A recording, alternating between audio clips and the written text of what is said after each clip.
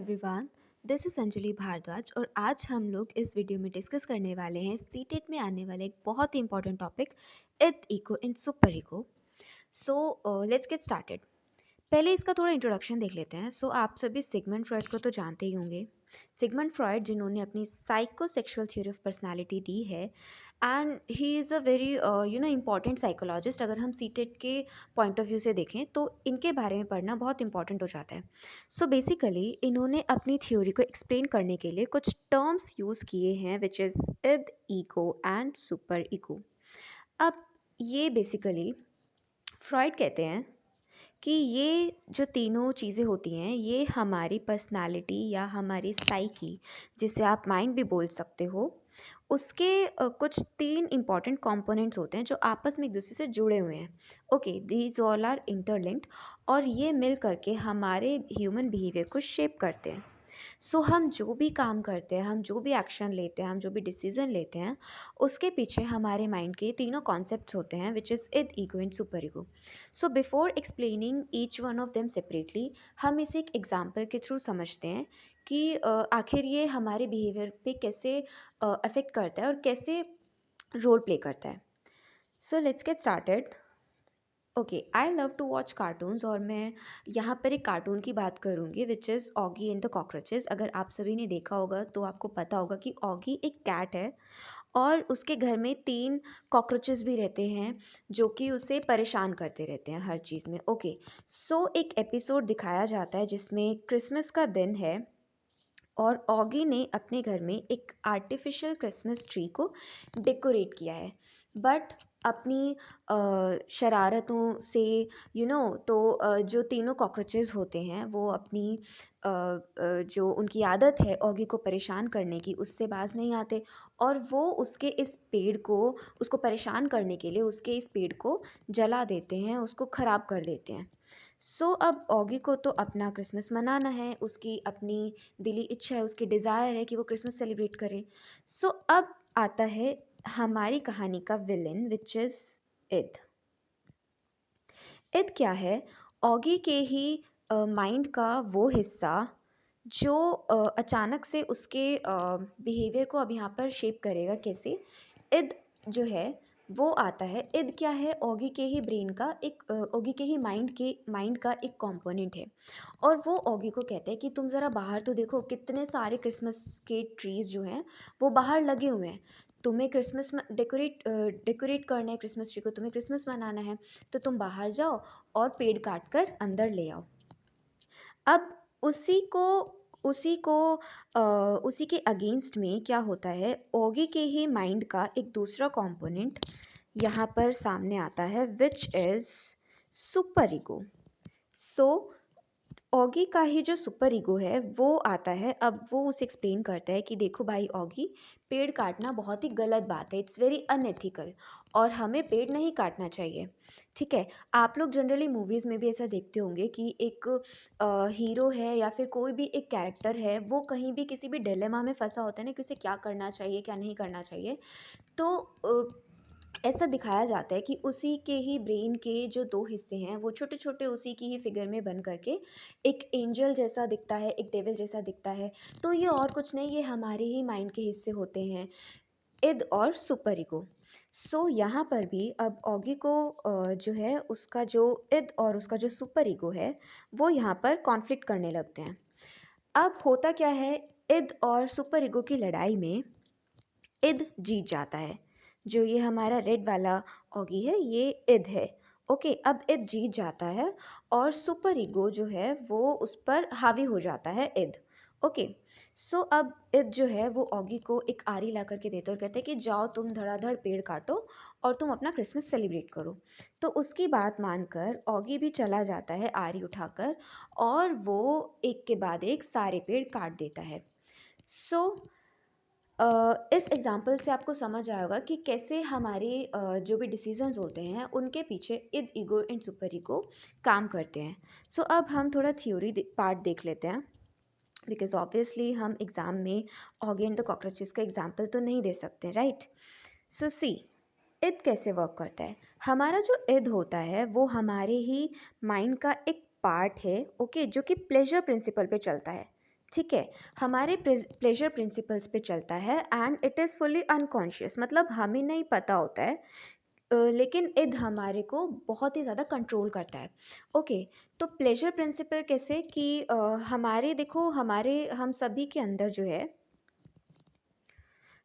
के अंदर कुछ बायोलॉजिकल डिज़ायर्स होती हैं, लाइक हंगर, एग्रेशन, सेक्स। ठीक है, अब ये ऐसे बायोलॉजिकल डिज़ायर्स होते हैं जिन पर हमारा कोई कंट्रोल नहीं होता, हम नहीं चाहते कि हमें कभी भी भूख लग जाती है ना। ये कुछ बायोलॉजिकल डिज़ायर्स होते हैं जो हमारे पे हावी होने लगते हैं एक टाइम पर, और हमारे इन पर कोई कंट्रोल नहीं होता है। ओके, अब होता क्या है, जो हमारा इद होता है उस वो ज़िद्दी है और वो चाहता है इनका इमीडिएट ग्रेटिफिकेशन, मतलब जैसे ही आपको भूख लगे तो आप तुरंत खा लो। ठीक है, जैसे आपको गुस्सा है तो आप चिल्ला दो। तो इद जो है वो कोई भी अच्छी बात नहीं जानता है, उसे बस इतना पता है कि कोई भी बायोलॉजिकल डिज़ायर या कोई भी हमारी जो नेचुरल इंस्टिंक्ट्स हैं, इम्पल्सेस हैं, वो अगर जनरेट होती हैं तो हमें उसको तुरंत के तुरंत फुलफिल करना है, सेटिस्फाई करना है। और ये बर्थ से ही प्रेजेंट होता है। ठीक है, जैसे आप खुद भी देखते होंगे, एक बच्चा जब पैदा होता है उसे पता नहीं होता ना कि क्या सही है क्या गलत है, क्या वो मोरालिटी प्रिंसिपल पे वर्क करता है। उसको तो जब भूख लगती है वो रोना शुरू करेगा, उसे तो तभी खाना है, राइट। तो ये होता है हमारा इद। ओके, नेक्स्ट देखते हैं सुपर ईगो। ईगो को समझने से पहले हम लोग सुपर ईगो को पहले समझेंगे, तभी हम ईगो को समझ पाएंगे। How does this super ego work? जैसे हमने इस एग्जांपल में देखा, हमारा जो सुपर ईगो होता है वो हमें समझाता है कि क्या चीज़ गलत है क्या सही है। ओके, सुपर ईगो वर्क करता है हमारे मोरालिटी प्रिंसिपल पर, क्या चीज़ सही है क्या चीज़ गलत है। ओके, तो जो सुपर ईगो होता है वो मोस्टली अनकॉन्शियस ही होता है और वो पार्टली कॉन्शियस होता है। ये मैं आपको एक्सप्लेन करती हूँ।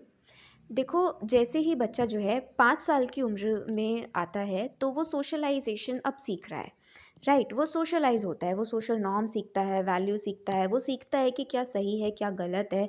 ठीक है, तो वो ये सब चीज़ें सीखता है एंड इसी चीज़ से उसको समझ में आता है कि उसे क्या करना चाहिए एंड क्या नहीं करना चाहिए। तो सुपर ईगो हमारा वो वाला पार्ट है जो मोरालिटी प्रिंसिपल पर वर्क करता है, जो हमें बताता है कि what is ethical and what is unethical. It pushes us to do what is ethical. ये हमें सिर्फ वही काम करने के लिए बोलता है जो सही है, जो सोसाइटी के जो रूल्स रेगुलेशंस हैं उनके अंदर आता है।